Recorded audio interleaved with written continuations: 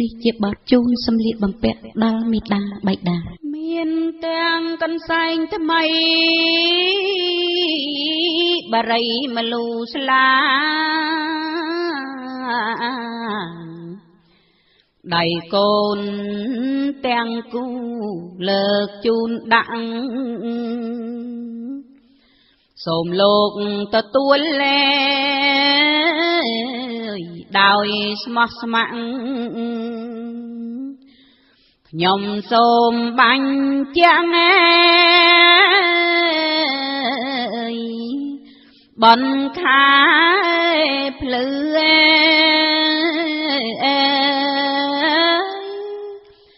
បននេះឃើញចាំង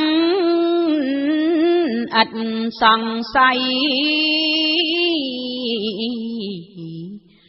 កូនប្រុសកូនស្រីជុំត្រៀបត្រាសាងកល្យាណកម្មច្បាស់នេត្រាលោកអ្នកមានដែរទទួលពិតណែរួចហើយកូនប្រុសនិងកូនស្រី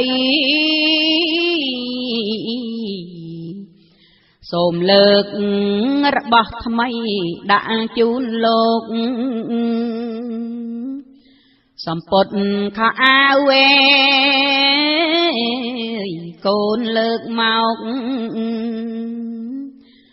តាំងតែងជូនលោកអ្នកមានគុណ